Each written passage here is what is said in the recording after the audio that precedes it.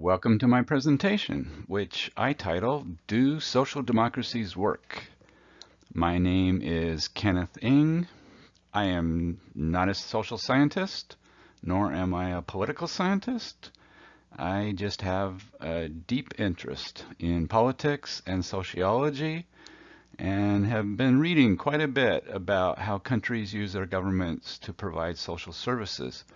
So I created this presentation to synthesize what I've learned from my reading. My intent is to provide a balanced, centrist view of this topic, and I pretty much expect that listeners from the left and the right will sometimes be nodding along in agreement with me, and perhaps other times furrowing their brow, thinking to themselves, I'm not so sure about this. This is a very complex topic. Every country's way of providing social services is a little different. It reflects their national cultures and their national priorities. Furthermore, measuring results of social services is very complicated. But what I'm going to do is I'm going to trust that the experts in these fields have thought long and hard about what metrics are meaningful and how to measure them. So let's get started. First, I'm going to give you an overview of the path that this presentation will follow. We'll start out with a definition of terms and give you some idea of the scope of my presentation. Then I will jump right into answering the central question, which is, do social democracies work? I will settle on some metrics to look at and then show how the various countries rate vis-a-vis those metrics. After we have come to some conclusions about which countries are more or less successful, we will step back a step and explore what the key factors in a country are that lay a fertile foundation for support of government spending on social services. And we'll try to settle on some metrics to look at that attempt to measure the willingness of a country to support social services, and then we'll compare measurements between countries.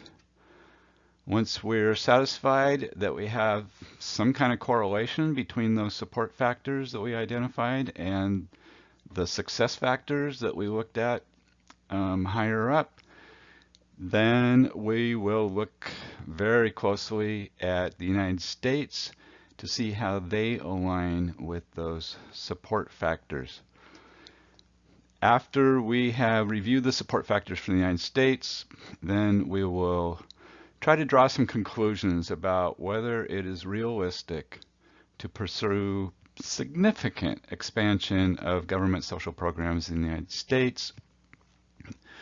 We will follow up the conclusion of the narrated portion of the presentation with some support slides. There's almost 30 extra slides that I include that support the body of the presentation. I'm not going to be reading each slide. I'm just going to be scrolling past them so that if you're interested, you can pause the presentation on your own time and read what I have to say and absorb the data. So let's clarify our terms and scope. First, let's define our terms. What are social democracies? Well, the way I describe social democracy is countries that have accepted higher levels of taxation to fund more generous safety nets and human development programs, while still embracing capitalism as the economic foundation. And this is a key point, that social democracies are not technically socialism, and to describe a person that supports social democracy as a socialist would be inaccurate, an exaggeration of what they're really supporting there. There's a term called democratic socialist that sounds almost the same. but democratic socialist is technically more on the side of true socialism. True socialism is not completely devoted to the operation of markets and capitalism. There's state control over markets and sometimes state ownership of companies in countries that are defined more strictly as socialist countries. We're looking at countries that are welfare states in capitalist systems, and social democracies are sort of the most generous of the welfare states. There's also a term called conservative corporatist and another category called liberal. And these are just different implementations of welfare states from social democracy, the more generous, and liberal, ostensibly the less generous. So those are the terms we're working with. So which countries are we talking about when we talk about social democracies? Well, Sweden is on the tip of everybody's tongue whenever they're talking about the prototypical social democracy. The phrase I hear is, we should be more like Sweden in the United States. Other countries that come under the umbrella of this term social democracy are Finland, Norway, and Denmark. In fact, all the Nordic countries, the Scandinavian countries, are considered to be social democracies. I realize Iceland should be included in this list, but Iceland is so small and has a kind of a different recent history that makes it as sort of an outlier, not really an example that we would follow. Not that they're not successful, but it's just not a prototype for the kind of program that maybe the United States should be aiming for. So those are the 4 countries that are considered to be social democracies. Why do we want to study the social democracies? Well, some of the 2020 presidential candidates are proposing increased government involvement in healthcare, education, childcare, low-cost housing. And since the Scandinavian countries are already spending a lot more on those programs, perhaps there are lessons to be learned from them. Maybe good lessons, maybe cautionary lessons. But the point is that we want to look to see whether those are really actually good models and good goals for the United States. Are there other welfare states that are worth studying? In fact, we're going to be looking at metrics for 23 countries that are good examples of a wide spectrum of what some would call welfare states. Most of these are Western European, plus all of the, I guess they call them Anglophone countries, the US, Canada, New Zealand, Australia. And then we also look at Japan, and then in some cases I found data for Venezuela, and so I have it as the 23rd state. I don't have a complete data set for Venezuela, but so mostly Western Europe plus US, Canada, New Zealand, and Australia. I want to talk a little bit more about the different types of welfare states. There's really 4 different ways that you can provide support for your citizens. You've got the state. You can leverage the state a lot to provide these services. There's the market that you can leverage to provide services, or you can depend more on the family and community and charity to be the support system for your citizens. We've talked about social democracy as a type of welfare state, and that leverages the state quite a bit more than the other types of welfare states. The government is assigned a large role in citizen welfare. My paraphrase for it is that every citizen's well-being is everybody's responsibility. On the other side of the scale is a liberal type of welfare state. The market is assigned a large role in citizen welfare. The notion here is that holding a job is a very important part of citizen welfare, so there's a lot of priority on creating jobs and incentivizing people to hold jobs. In between those two extremes of the type of welfare states, there's something called conservative corporatist. This is a concept that's a little hard to get your head around. From a social services standpoint, there's a heavy reliance and expectation that the family and the community through charity will be a safety net and a support system for people that fall through the cracks. A lot of the other services are funded through like payroll taxes, really targeted taxes of workers.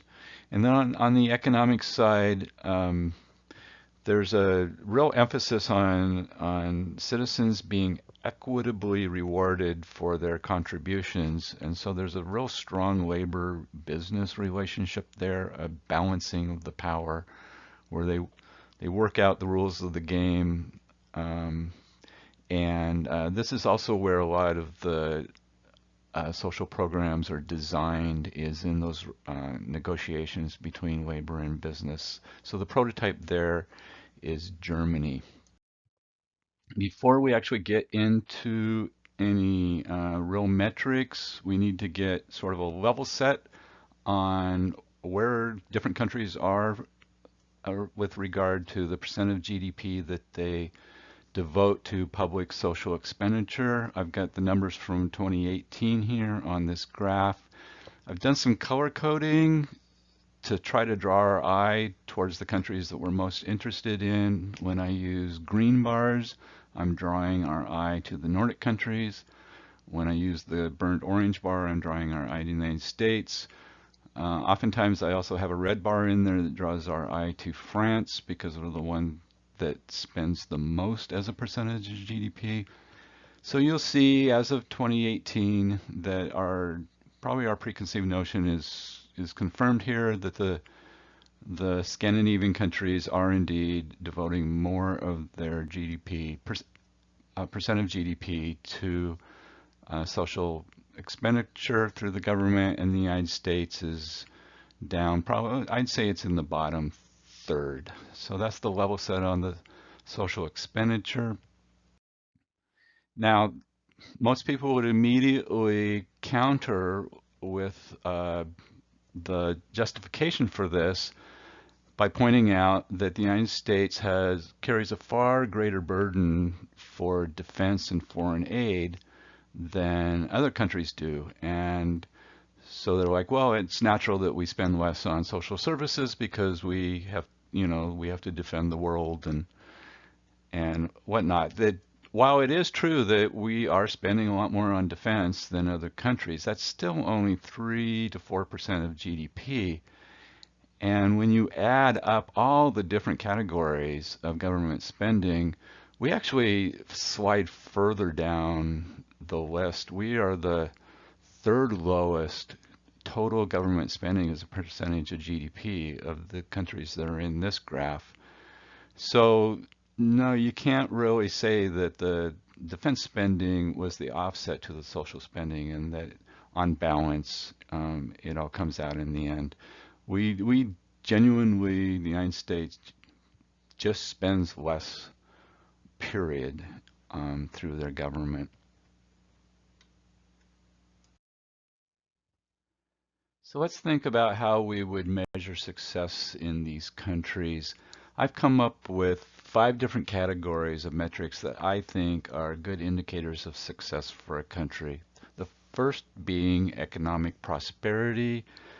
The second metric would be citizen happiness. We also want to look at poverty and inequality when we're judging countries. We want to look at citizen health, literally, as a measure of success, and then government fiscal health is also really important. So I've got metrics under all 5 of these categories that we'll be looking at um, measurements of. For economic prosperity, we're going to look at GDP growth rates, and we're going to look at unemployment rates. For citizen happiness, there's a thing called the World Happiness Index we'll look at. And then also crime rates and drug use dependencies I use as proxies for citizen happiness. So we'll look at how the countries are doing in that regard. Poverty and inequality. Poverty is kind of a hard thing to measure, and what the industry has decided is that it's a floating relative poverty line that they say is at 1/2 of the median income in a country. So what this really means is that mathematically every country is starting with roughly a quarter of their people defined as being in poverty. But then the whole point is, well, how much of that poverty is being avoided due to government assistance, lifting them back up above that line? And you add those two together and you come up with a bottom line poverty reading. So that's what we'll be looking at. Income inequality index is another thing we'll be looking at. On citizen health, we've got life expectancy at birth that we'll look at, and then there's an organization called the Commonwealth Fund that has, for the past 100 years, they've been ranking healthcare systems, and they look at all kinds of different metrics, and so we're going to leverage their research to rank the different countries' healthcare systems. And then over on fiscal health of the government, we're going to look at total gross government debt and also the current budget deficit. Now, admittedly, different countries will assign different priorities to these 5 different aspects of success. That's natural. The United States gives a high priority to economic prosperity. The social democracies give high priority to citizen well-being. Now, before we actually look at the metrics for these different countries, I want us to kind of do a reality check on our preconceived notions about how these countries might be ranked against each other. What I've done is I've taken the 12 metrics that I think are indicators of success, and I've done forced ranking on them and come up with an overall ranking, adding up all the 12 different metrics to come up with an overall ranking for each country. And what we're going to do here is check our preconceived notions about who's being successful and who's not. I've got the 4 Scandinavian countries that we're going to be looking at, and then the United States, and then 3 countries that are kind of peers in the United States. And we just want to think through whether or not we are expecting that the Scandinavian countries are going to show up as being better or worse on these metrics of success.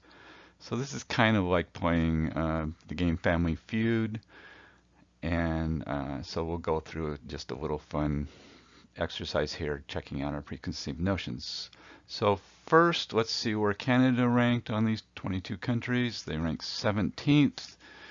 Their strengths are that they look good on the happiness index and life expectancy, but they're weak on crime, and then actually healthcare, they don't get really good grades on healthcare in Canada. So kind of bottom third there for Canada. The United Kingdom, a little better than Canada, still in the bottom half. Their strengths, their healthcare system is actually ranked number 1 by the Commonwealth Fund, and their economy is doing pretty good. Their weaknesses, they've got a budget deficit currently, and then poverty, they're just slightly below the halfway line. France, let's see how they're doing. Right in there, tucked in between the UK and Canada. They, as I pointed out earlier, they spend more than anybody else on social services, and they're getting something for their money. They've got the 3rd lowest poverty ranking of all these countries, so that's good. Life expectancy looks good in that country. The weaknesses are they run budget deficit, and in fact they run long-term debt, and their economy is not doing real good. These are actually chronic weaknesses for the country of France that they struggle against. Nonetheless, overall, when you add up everything, they're right in the mix there for our peers. So now let's look at the four Scandinavian countries, see how they rank. So Sweden comes in sixth overall. Their strength is their economy, their rating on equality, and then this is something I want to point out, total debt. They're sixth best of all these countries on total debt. So even though Sweden is spending a lot of money on social programs, they tax themselves to pay for this. And so they're not running up the debt to pay for their programs. The weaknesses in Sweden right now, crime is currently a problem, and then unemployment is sort of right in the middle of the mix. Let's see how Norway came out. Oh, hey, Norway, number 2 overall. They come in first in 3 different categories here. Budget surplus, first. Unemployment, first. Equality, first. Very good showing. The only weakness I could find is their economy was ranked 15th. But overall, great showing for Norway, number 2 overall on our list. So now let's look at Finland, tucked right underneath Sweden, number 7 overall. Finland came out first in that happiness report, so they get to go around saying that they are the happiest people on earth, and they provide really ample government assistance to relieve poverty. They're second overall in the net poverty ranking. Their weaknesses are unemployment, and they run a little bit of a budget deficit. So Denmark, the last of the Nordic countries, tucked right up there above Sweden. Strengths, they have the lowest ranking over everybody on poverty. They come in second on the World Happiness Index. My understanding is this sort of goes back and forth between Finland and Denmark. It's a friendly little competition. And again, note, total debt, third overall. So Denmark has high spending on social programs, but they tax accordingly, and they're not running up the debt to accomplish that. The only weakness I could find was the economy was kind of so-so. It's in the bottom quarter. So now that we've seen where our peers are and where the Nordic countries are, let's check out our preconceived notion about the United States. Is it competitive with the Nordic countries, or is it down here more with the peers? So let's activate the US here. Oh, okay, over in the peers, but no, up here in the, wait, going back down. Oh my goodness. The United States ranks last out of the 22 countries in all, when you add up all of these metrics. They do have a couple of strengths, so the ones you would expect. The economy is doing pretty good. Unemployment is doing pretty good. But look at this, weaknesses. The United States ranks last in 8 out of the 12 metrics. That is really sobering. Let's finally look at all those metrics that I've been talking about that went into those rankings that we just looked at. So first, a little bit of an overview of how I construct these spreadsheets, because it's a mind-numbing number of numbers. I do color coding. So if a cell has green, this is a good number. If a cell is yellow, this is an okay number. If a cell is pink, this is a not so okay number. And over on the left, I have the final rankings. You know, when I force ranked on all 12 of the categories, there's the countries that we're looking at: Norway, Denmark, Sweden, Finland, and you can see actually the number 1 was Iceland. So maybe I should have included that in my analysis, but like I say, it's kind of an outlier, but nonetheless, it's the only one that had green on every one of these cells. So congratulations to Iceland. And so I'm going to help us navigate through this, just highlighting certain parts of this spreadsheet instead of reading number after number. The first thing I'm going to do is just point out that basically everybody's economy is doing fine. There's not a lot of big gaps on economy for most of these countries. So this isn't necessarily a differentiator on the success metrics. And the United States is also doing fine. The point here is that for all of the priority we give to the economy, it doesn't mean that we're just running away from everybody and outperforming. We're right in the middle of the mix, which is good, but we're not outstanding on the economy. On the happiness ranks, this is that World Happiness Index plus the crime rank, which is technically it's interpersonal violence frequency, and then the drug dependence prevalence. You can see here I've got circled Scandinavian citizens, green, green, green on the World Happiness Index, and crime is looking really good, and drug use is actually looking really good. So on the happiness indexes, just really great marks for the Nordic countries. Going down here in the United States, near the bottom, on the World Happiness Index, we're okay on that, but boy, on the crime rank and on the drug use dependency prevalence, these are huge weaknesses in the United States. We're last of all these countries on both of those. In fact, my recollection is that on this drug use dependence prevalence, we were like the second worst of all the countries in the world. It was really eye-opening. Let's look over on poverty and inequality. And once again, we've got a lot of green on these Nordic countries.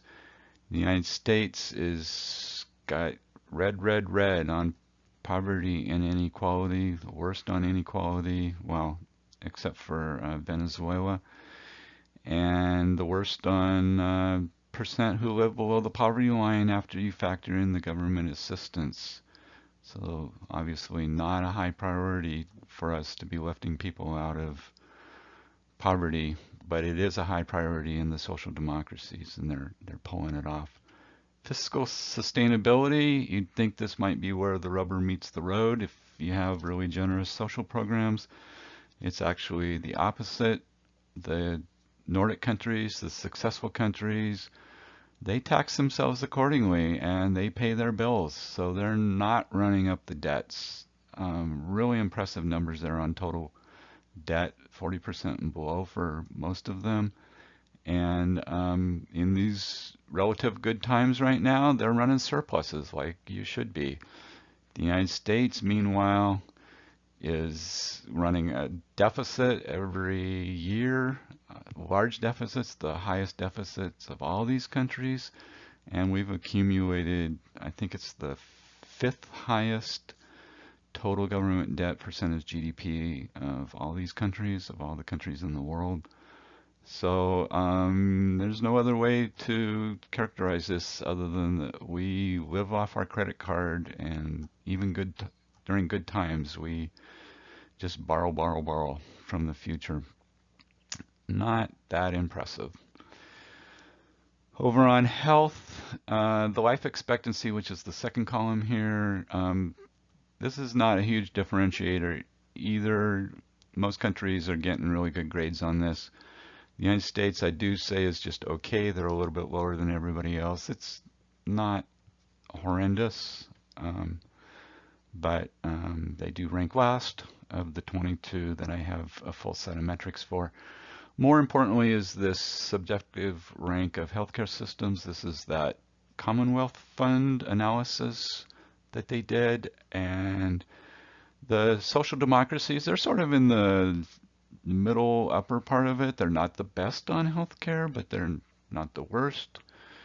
The United States did not get good grades from the Commonwealth Fund.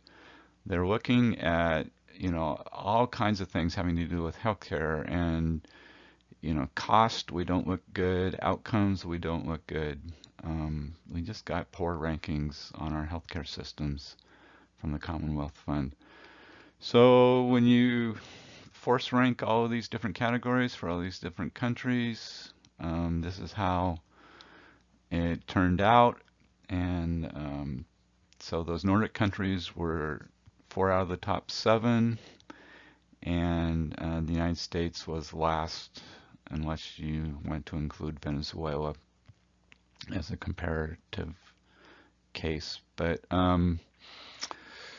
so the conclusion, this was our central question: do social democracies work? And we just have to say unequivocally, yes, they are working when you take all of these metrics of success into account. They are really hitting the ball out of the park, and the United States is not. So now let's do our step back to consider what the keys to public support of social programs in these social democracies are. I've come up with 6 different major categories, and the first one is what I call trust in fellow citizens. The second, which is kind of goes along with it, but is a different category, is trust in your government. I think you also need effective government to have support for these social programs. Economic security, this is on a personal level, whether people personally feel economically secure, I think is a key to public support. Whether or not your programs are designed to have incentives against abuse, this is really about whether your programs are going to be successful in the long term, so it's criteria for evaluating programs. And then my final key to public support is balance the books. This is your willingness to balance the books.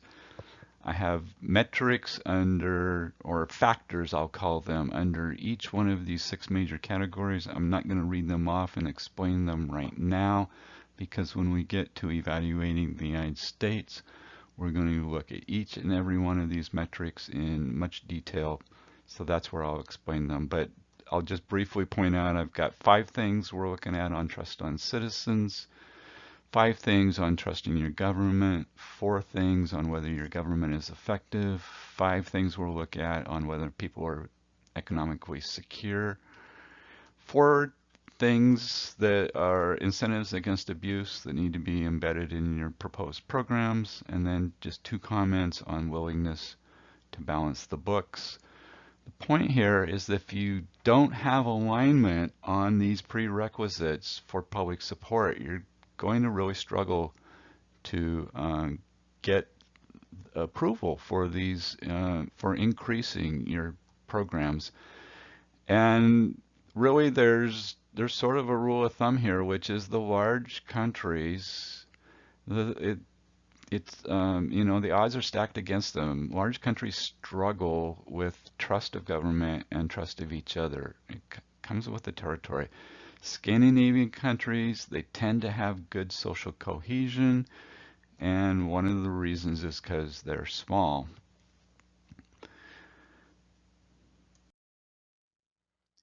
In this spreadsheet, I've tried to come up with some metrics that might reflect some of those factors we talked about on the prior slide. I'm going to be using the same color coding in here. The green is good, pink is not so good. I don't have ways to measure all of the factors that I had in the prior screen, but we're going to cover most of the important ones here. So let's just go ahead and start focusing on these numbers. On the balance the books, the top circle is showing that the social democracies, the Nordic countries, are not running up debt. They're paying their bills, whereas the United States and the Southern European countries are running up big bills and big debts. So sort of counterintuitively, the countries that are more generous in their programs are willing to tax themselves. And in fact, that's what the next column is about, is this is tax revenue as a percent of GDP. And you can see that for the social democracies, They're in the high 30s, low to mid 40s for the percent of GDP that they collect tax revenue for. Going down to the lower area, down at the very bottom, in the United States, their number is 27% of GDP is covered by taxes. That's about 2/3 as much as the European countries tax themselves. So that is, directly correlates to the deficits we run and the debt that we incur. Over in the trust category, I'm using opinion polls to try to ferret out and come up with some correlations on trust. And my 4 questions at the top: percent of people who say that people can be trusted, percent of people who say they trust the government, percent of people that say taxes are fair for the middle class, and percent of people who say government is wasteful. And you can see that there's a lot of green here on all 4 of those opinion polls for the successful countries, for the social democracies. This looks like it really does correlate to the support for these programs. You go down to the bottom circle, this is the United States and the Southern European countries. Trust is low. And the United States isn't horrible on these categories, but they're certainly not looking that good. So this, I think, again, is a correlation of low trust equates to low amounts of social programs. So over on economic security, this is whether people should be personally feeling economically secure, because if they're feeling economically secure, then they're more likely to be agreeing to be taxed and have their money distributed to the less fortunate. We've sort of covered this before. The point I want to make is that if the Scandinavian citizens are feeling financially secure enough to support their programs, we should be feeling equally secure because we've got the same numbers, same growth, same unemployment, so this should not be a differentiator. Over in the category of avoid abuse, the point I'm trying to make here is that social democracies don't have overly generous benefits. Nothing's 100% free, nothing lasts forever. They've been calibrating these numbers over time, trying to find the right balance between adequate support, but not so generous that people aren't motivated for like getting jobs and stuff like that. So for the unemployment benefit amount, percent of wages, they seem to have settled on somewhere around 70% is a nice amount of compensation, and that the benefit should last about 1.5 or 2 years. Contrast that with the United States. Most commonly, the benefit amount is 50% of your wage, and it only lasts for half a year. So that comparatively is pretty stingy. I would say shows an excessive concern for the motivation to seek employment. So overall, we've already talked about this, that the successful countries they're correlating well with a lot of these factors that I'm trying to measure. In the United States, who I deem is not as successful, struggles on some of these factors. Most of them are certainly not green. And so I think that I do have some correlations here, that these factors are relevant to this kind of analysis.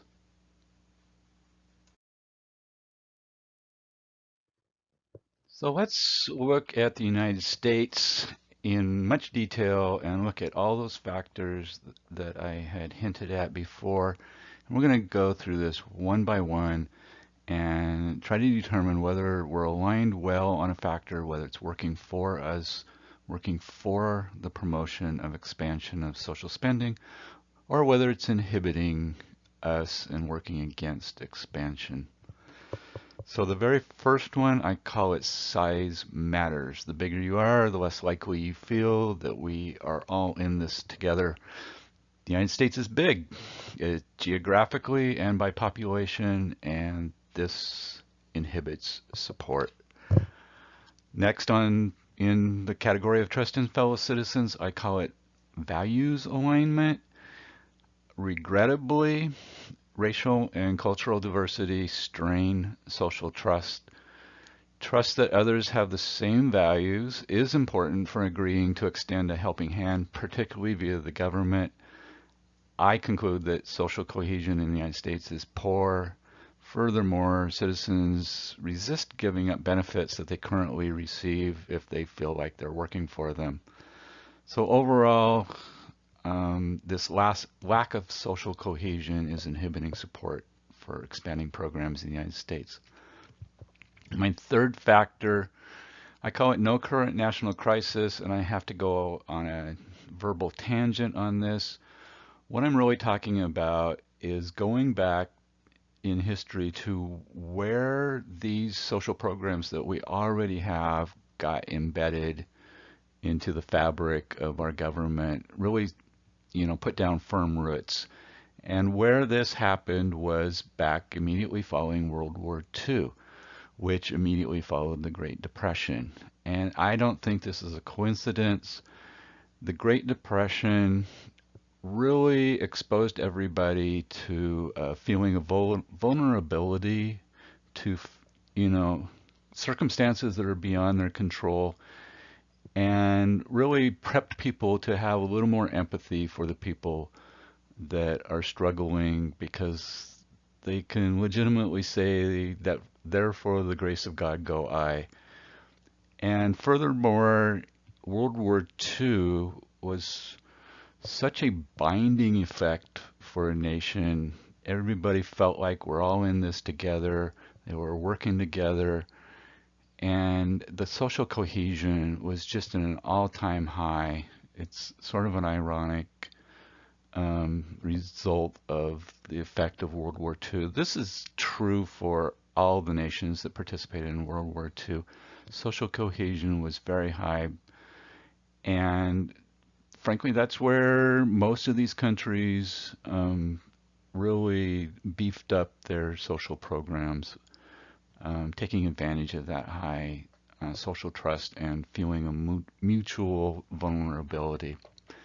So, needless to say, we're not in that kind of situation, and so that can't be leveraged to promote expansion of programs. Another aspect of trust in fellow citizens, I call it a fixation on work incentives. United States citizens are pretty fixated on whether adults are working in the paid workforce, and they believe that work is central to living the quote-unquote right kind of life. So we prefer policies that promote and reward paid work, and we guard against disincentives to work that are too generous, and we fear that the benefits would introduce moral hazard. This prioritization of the market, i.e. jobs, as the solution to citizen welfare is indicative of the liberal welfare states, Canada, UK, Australia, New Zealand, and of course the United States. Nonetheless, this inhibits expanding our programs because of this concern about moral hazard. I feel we also have a fixation on what I call free riders. The United States citizens are pretty fixated on whether recipients of welfare are quote-unquote worthy. Unfortunately, the increasingly multicultural demographics plus the attention we focus on illegal immigration are affecting that calculus. And so this fixation on free riders is inhibiting the expansion of programs in the United States. Over to the topic of trust in government. Size matters in this also in a slightly different way. The bigger the nation is, the more detached the policymakers and the bureaucrats seem to be. Thus, we don't trust the government to understand our local problems, or to care about our personal circumstance. So that detachment inhibits support of increasing the size of government because of the size of the country. I also say that culture matters in the trust in the government. This is a little bit of a twist on the concept of culture, but I say in the United States, capitalism is akin to a religious belief. There is an assumption that anything that does not have a profit motive is going to be inefficient and wasteful, and thus many people think government is wasteful because it does not have a profit motive. This inhibits support for increasing the role of government in the United States. On the topic of fair taxation, another pervasive belief in the United States is that taxes are too high. I say that facts are debatable. We just looked at some metrics that might refute this belief. But nevertheless, anti-tax sentiment has been very strong in the United States for decades, and this inhibits support for expanding programs. Then the last thing I have in trust in government, I call fair distribution. In the U.S., many believe that working equals worthy, and substantial benefits are actually aimed at people of relatively comfortable means. So less well-off people may be skeptical that if you raise the taxes, that the benefits are actually going to go to the needy people, because a lot of our government subsidies are very indirect, things like deductions on taxes and stuff that benefit people that are not in the category of particularly needy. So this disconnect between what we actually use the government to support versus what the less well-off people would hope they would support inhibits support. There's just sort of a skepticism about how that money would be used. In the category of effective government, I call this proportional representation. The elections for federal office are winner take all, so the full spectrum of the public opinion in the U.S. is not proportionately represented. Lots of countries have much better proportional representation. They'll have multiple parties that are actually have a voice in their legislature. That isn't true in the United States. Furthermore, the U.S. Senate, the design of the electoral process for the U.S. Senate is anti-democratic because it gives small population states the same number of votes as large population states. And currently in the United States, that benefits the conservative point of view, which is, they're, as a general concept, they're against using government to solve problems. So merely the design of our electoral process sort of supports that no vote there, as does the use of the filibuster in the Senate and the veto power of the president. All of those thwart the will of the people, or let's just say make it so the will of the people has to be overwhelming to overcome that magnified power of no.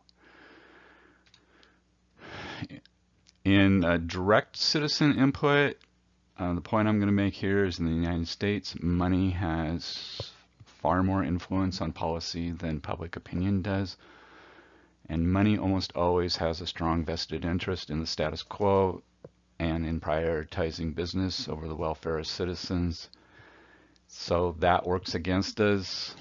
I have another paragraph in here about in Canada, they have a unique situation because most of their policies are decided in the bureaucracy, not in the legislature. And furthermore, it's in the finance part of the bureaucracy. So the motivations, the incentives there are to focus on controlling costs, not necessarily on expanding programs. So the design of the government really matters, whether or not it's truly responsive to citizen input. In the United States, I would say no. There's also a subtopic I call labor represented centrally. This is actually kind of a complicated topic, but it's one of the reasons that social democracies and a lot of the corporatist welfare models are rather successful. And without getting into a lot of the detail, the point is that the negotiations between labor and business are done at a national level, and that sort of balances out the power of labor versus business.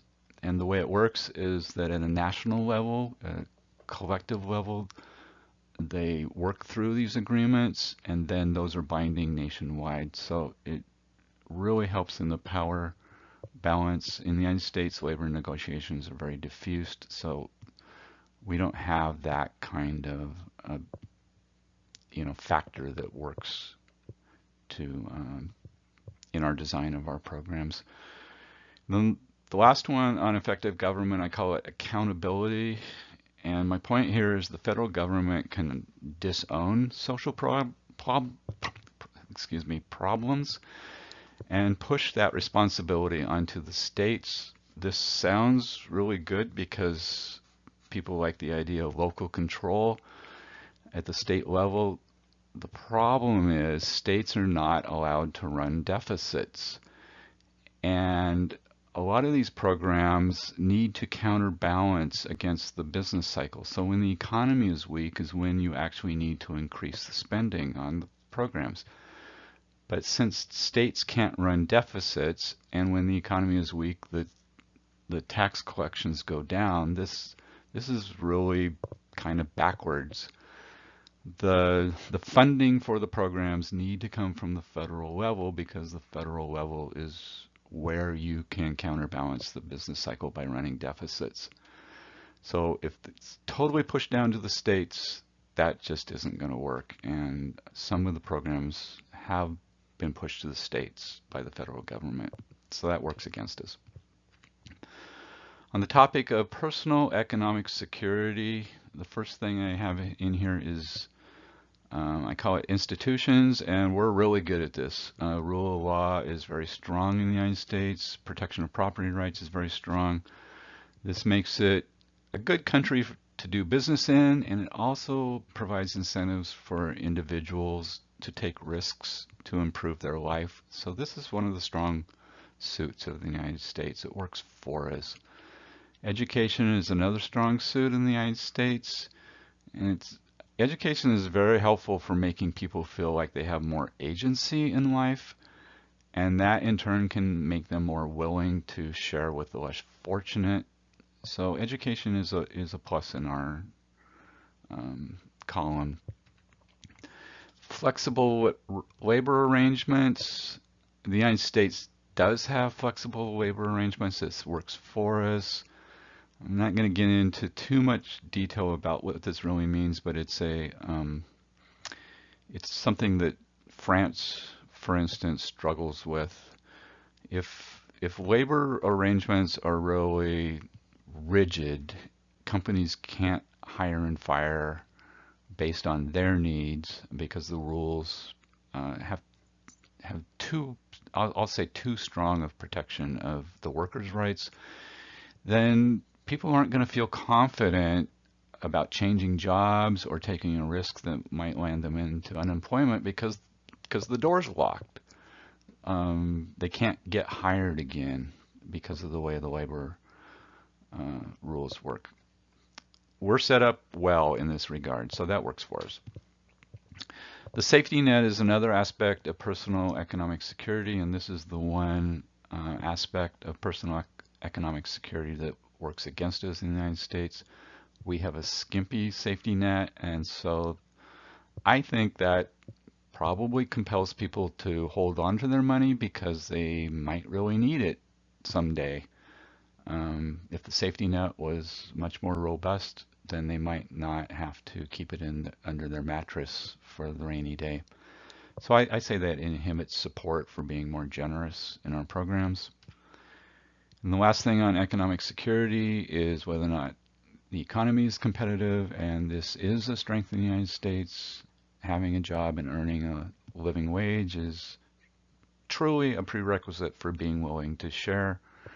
And we should be feeling economically secure because we do have a competitive economy. So that should be promoting support.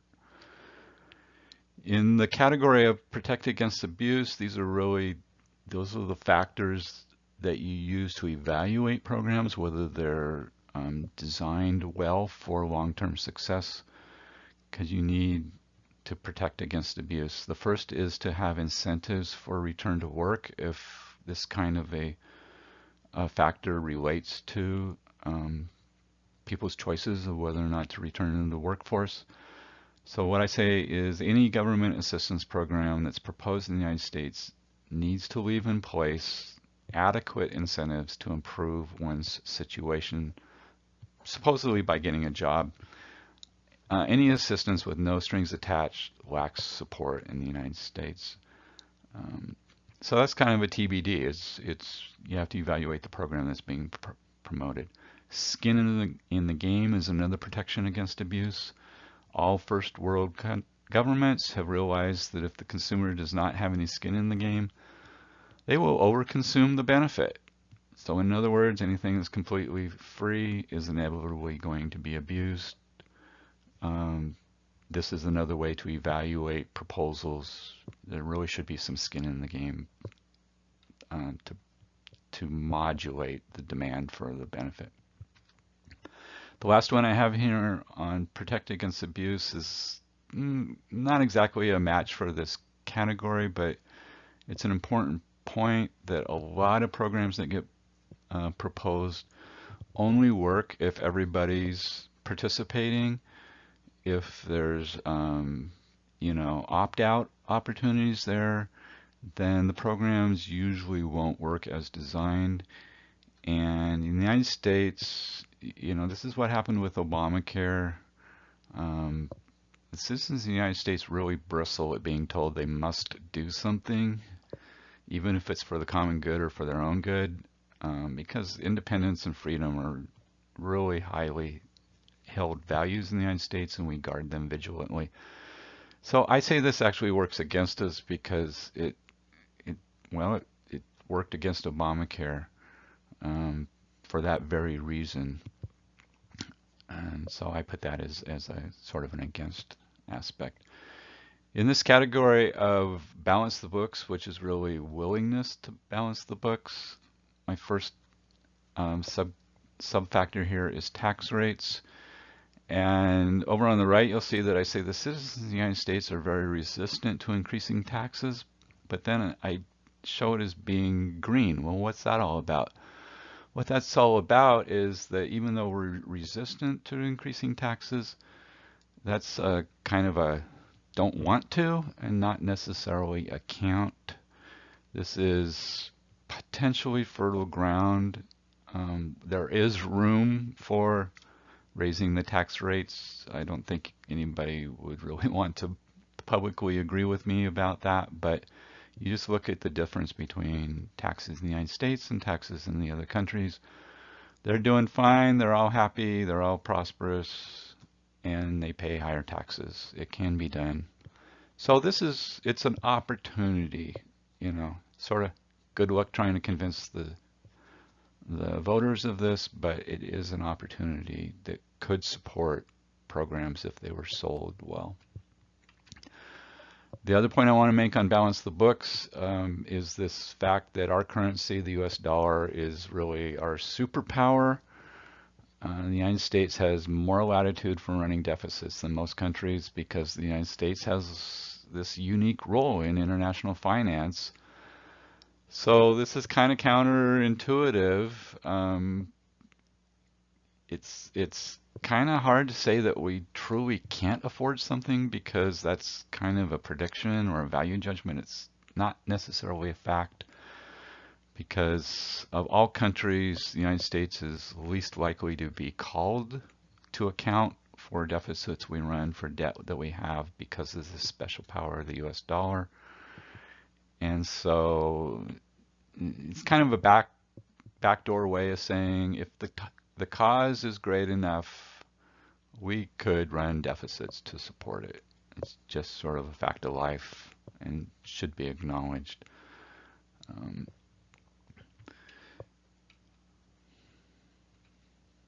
So that's I've looked at all of the factors, and boy, you see a lot of red in this screen, a lot of factors that are working against support for major expansions of social spending, and including, the top three categories are red all the way through, and those are really, really important categories. These trust categories are big deals. So this is, it's making a case that anybody that's going to promote major expansions have their work cut out for them. So let's try to come to some conclusions about this question of whether or not significantly expanding social programs in the United States is realistic. We're going to do a sort of a pro and con. So in the case for, we start with what I say, yes, we can. The U.S. can and arguably should do better. We rank at the bottom of most metrics reflecting the welfare of our citizens, yet we're one of the most prosperous nations on earth. Over on the right there, I show all of those categories where we come in last out of the 22 nations we looked at, including overall rank. So this, boy, we really should do better on a lot of these things. Also in the case for, I want to make the point that it's not really either or. You don't have to become Denmark or Sweden or Finland or Norway. There's countries sort of in the middle of the pack that have some programs that might be worthy of being emulated. For instance, the United Kingdom and Australia and the Netherlands, they're the ones with the 3 highest rated healthcare systems. So maybe there's something that we can copy from them. Germany and Austria and the Netherlands have better income equality ratings and do a darn good job of keeping people out of poverty. So maybe there's something we can emulate there. New Zealand and Canada have really enviable ratings on trust. The reason I point this out is because they should be challenged with trust. Both of those countries have pretty diverse populations, have a fair amount of immigrants. They have native indigenous populations, yet they're able to sort of work it out, and they have really good ratings on trust. So maybe there's something we can copy there also. However, now before I go to the against case, I want to make the point that the U.S. should not let the fear of becoming the next Greece or Italy or France or Spain or even Venezuela dissuade us from considering increasing social spending to improve the overall welfare of Americans. We're not going to end up being any of those countries. There's so many factors that go into whether a country can pull this off, and we're more comparable, I think, to our peers, or maybe Germany, Switzerland, the Netherlands. The southern European countries are really not the comparable for us. So now over the case against. Some of this is probably not going to be of any surprise to you. The first is culturally, we are not ready. The U.S. culture is very individualistic. Social cohesion is weak, in my opinion. Many people feel the government is wasteful, and there's pervasive anti-tax ethos. Those are a lot of things we talked on the last screen. This is working against us really big time. Politically, we are not ready. I haven't really talked about that, but political differences between the liberals and conservatives have widened and hardened in the past 10 years. Currently, achieving a national consensus about anything is pretty rare.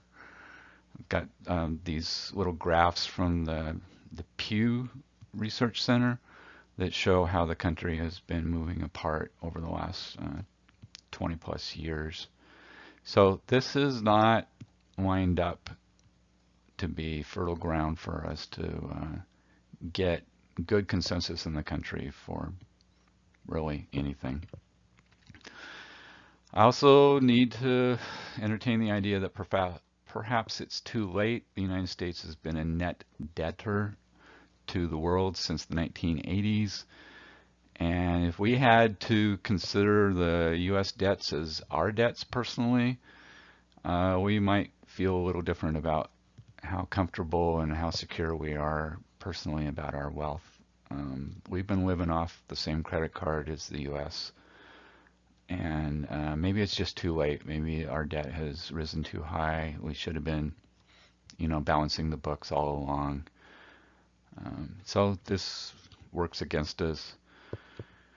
Then my final point in the case against is what I call the future looks scary, with people living longer and birth rates having declined. Supporting our citizens in old age is going to be quite expensive. Perhaps the jury is still out regarding the very long-term fiscal sustainability of the more generous social spending countries. So that's the case for and against. So that's the end of the major part of my presentation. I'm going to quickly go through all my supporting slides. So if you're interested in more information, you can pause on these. I'm not going to read them. I'm not going to discuss them. I'm just going to page through them and pause briefly. Here is an index of all those supporting slides. Here we have a little deeper definition of the difference between democratic socialism and a social democracy. Here's the long-term history of trust in the U.S. government. Here's a little more detail on the Pew survey on trust in people, including showing the distribution of different demographics, which is kind of interesting to look at. Here is that Commonwealth Fund analysis of healthcare systems for different countries. Here I have done my own spreadsheet trying to make sense of the different healthcare systems in the different countries. Healthcare delivery is very complex, and my characterizations are very subjective and may really be off base. I was doing my best to try to interpret how best to describe different parts of the healthcare systems. Sort of take it a little bit with a grain of salt, but it's kind of interesting to look at least my take on how to describe the different countries. This is showing child poverty rates. The United States comes in last on that category. Here is a comparison of different kinds of public spending, just contrasting how the US and Sweden and Switzerland allocate funds between the different kinds of public spending. Here, we've already looked at this in the regular narration, but this is the graph of total government spending as percent of GDP. Here is something about the debt history for some of the countries. Here is GDP growth history for some of the countries. The point I was making here is that everybody's economy sort of goes up and goes down in tandem. They're all kind of tethered together these days. Here's a graph about median income in these countries. A graph about disposable income.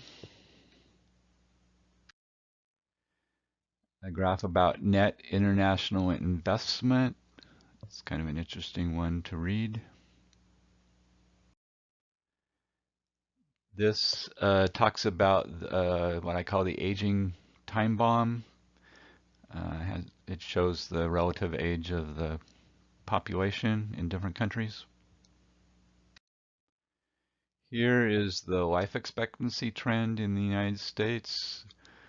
I'll actually comment on this. The point is that when a lot of these programs were put together back, after World War II and for the first 2 or 3 decades, you didn't have to support people all that long after they retired. Life expectancy was, around 70. But then in the 70s, life expectancy really started to rise dramatically. And so the amount of time that these benefits had to cover people really started rising up, and that really put a lot of stress on these programs. This is the interpersonal violence per 100,000 people in each country. Drug use dependency in the countries we're looking at. There's a thing called the Cultural Diversity Index. It's analysis done by a professor at Stanford University in 2003. This is total government expenditure percent of GDP. We've already discussed that. This is non-social spending part of the government expenses as percent of GDP. Here's price inflation. It's a metric that we didn't really talk about, but everybody tries to keep their inflation under control, and they're doing a pretty good job. Labor force participation. The point is, are your incentives aligned right so that people actually work instead of just staying home? And we're right in the mix with everybody. So our incentives aren't achieving a higher labor force participation rate, even though they're kind of skimpy. Here's trust in government. Here is trust in people.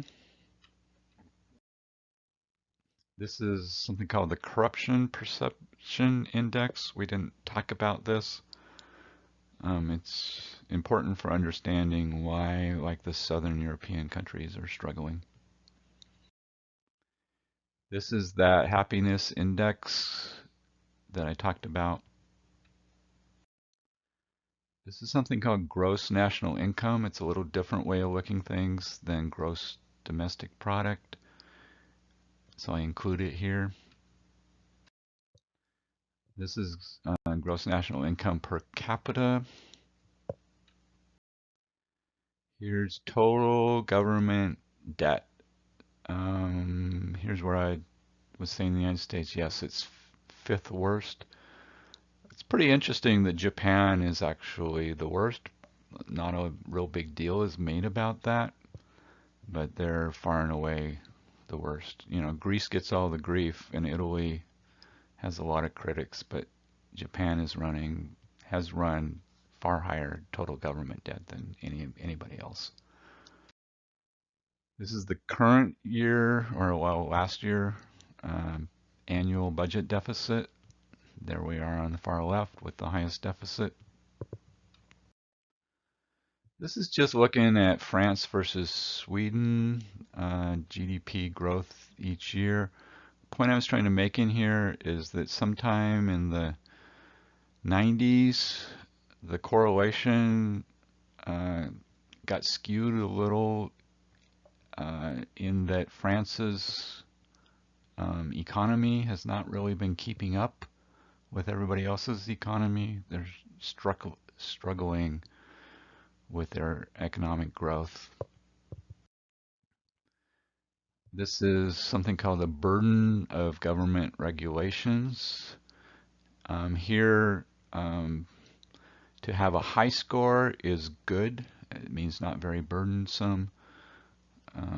One of the major points, there's France over there where government regulations is a burden, much more of a burden than on these other countries we are looking at. This is trying to demonstrate that as people's personal economic fortunes worsen, then their support for social spending also drops. It's a really interesting graph, I think. This is the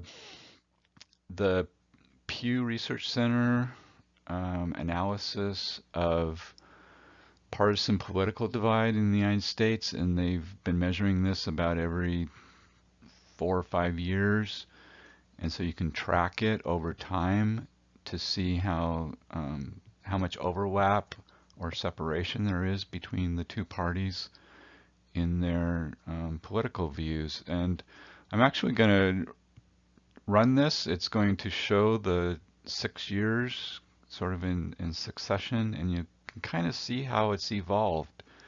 I find it pretty interesting. Here we go. Here's 99, kind of looked like 94, 2004, still kind of close, 2011, separating a little, 2014, separating a little more, 2017, really dramatic divide now.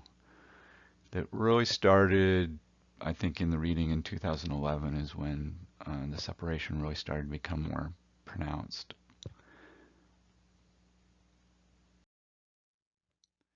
Here's some more opinion polls that reflect how people feel about their government. Just more questions that you might find interesting. Some of these we covered, some of them were not in my earlier spreadsheet. The point that I make as a conclusion here is written up down there. You can read it if you want. And here I list some of the major influences and references as I was doing my reading and collecting information for this synthesis. Those 3 books I show there were the ones that are most influential in forming my opinions that I've expressed in this presentation. And at the top, there's some logos from different sites of data collectors. This is where I did some of my own retrieving of data, up-to-date data. Some of these books are a little old, and so I wanted fresher data. So this is sort of my bibliography, if you might say. So that's the end of the support slides, and that marks the end of my presentation. I appreciate you showing interest. Thank you.